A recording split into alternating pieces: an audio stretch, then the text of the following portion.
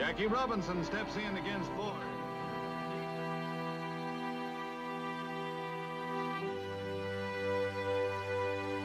America and our democracy guarantees not success for everyone, but when a democracy is working as it should, it guarantees the opportunity to show what you have and what you can do.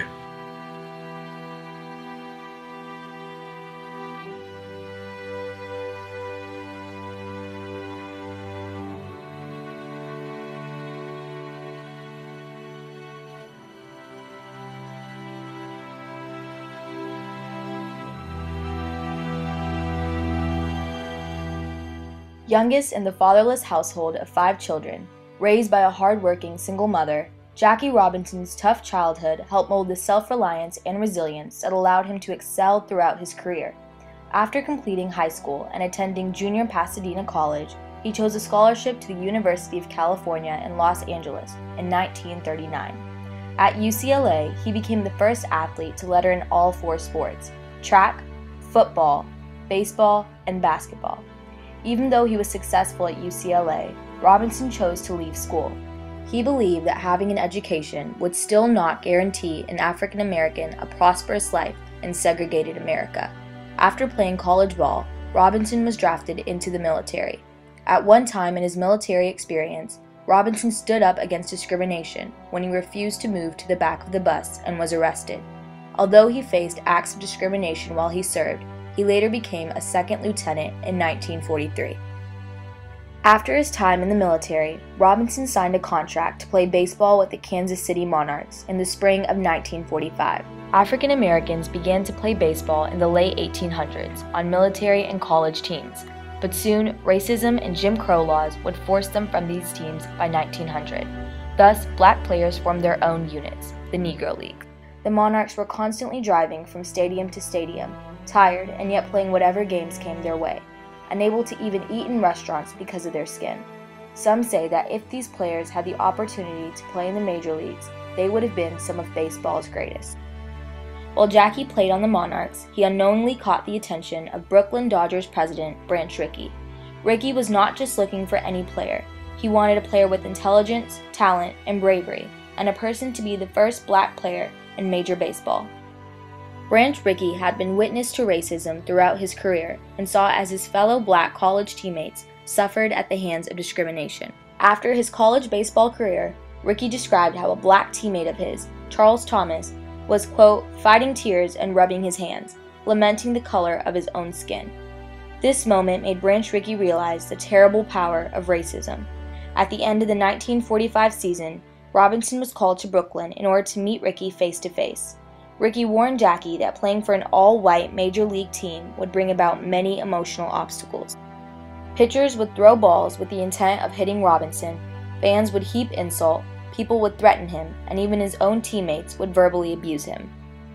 He also told Jackie that he would not be able to fight back, and instead would have to take each insult and threat with composure and restraint. There were times that he wanted to fight back. There were times he felt that he was just being totally disrespected, and he should be able to show his displeasure of what was going on.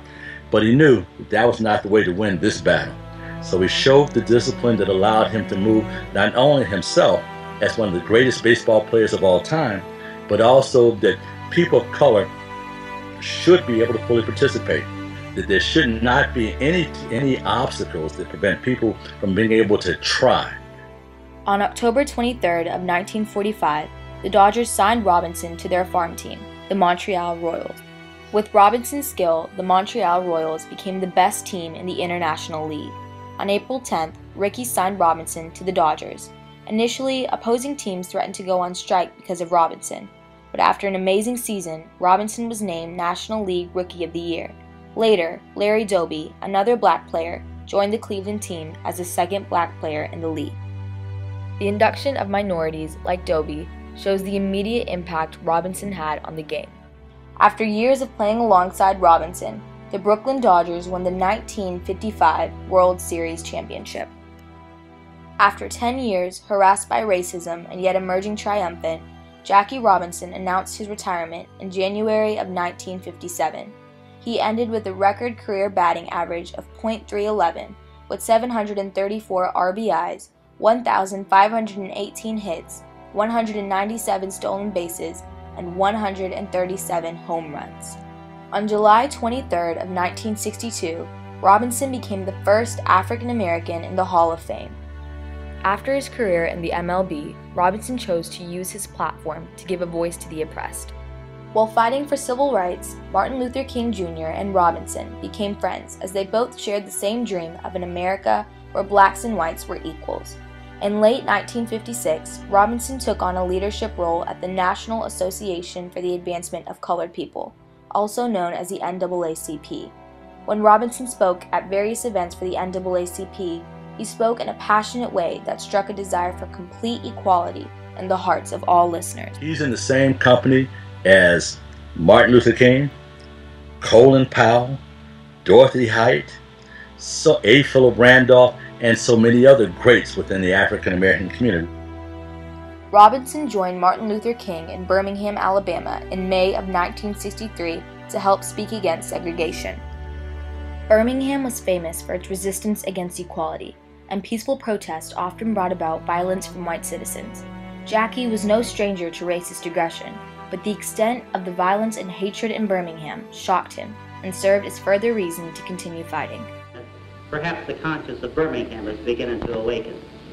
The only thing that we are demanding is that we be allowed to move ahead just like any other American citizen. Robinson was famous for writing personal letters to the presidents, constantly requesting action and bemoaning the lack of change that black Americans patiently waited for. After the black community was told to be patient in the pursuit of liberty, Robinson wrote a letter to President Eisenhower, in which he passionately said, "I respectfully remind you, sir, that we've been the most patient of all people. When you said we must have self-respect, I wondered how we could have self-respect and remain patient considering the treatment accorded us through the years. 17 million Negroes cannot do as you suggest and wait for the hearts of men to change. We want to enjoy now the rights that we feel we are entitled to as Americans." Robinson continued to fight alongside other activists until the day of his death on October 24, 1972. At the funeral, the words of the Reverend prove the undying significance of Jackie Robinson's legacy. Today, we balance the tears of sorrow with the tears of joy. When Jackie took the field, something reminded us of our birthright to be free. After Robinson's death, his legacy continued to resonate.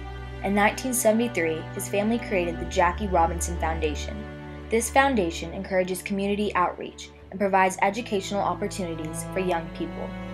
On the 50th anniversary of Robinson's first day in the major leagues, the day he broke through the color barrier, the Major League announced that they would retire Robinson's number, 42. The retirement of this number signifies the everlasting legacy of Jackie Robinson. When we think of a leader, who do we think of? A leader is someone who guides, inspires, and does everything for the good of the followers. Jackie Robinson was a leader. He was oppressed, insulted, and threatened, and yet he persevered. His determination inspired and led other black players into the major leagues, and later helped lead a broken, segregated society into a transformed country where all men were created equal. Perhaps Jackie Robinson's legacy can be best summed up in a quote by the legend himself. "A life is not important except in the impact it has on other lives." And indeed, Robinson continues to impact lives. He showed the world that the circumstances you were brought up in, the challenges you face, the opposition you encounter, and the color of your skin has no bearing on your destiny. He has proved that there is a power in staying silent and an even greater power in fighting back.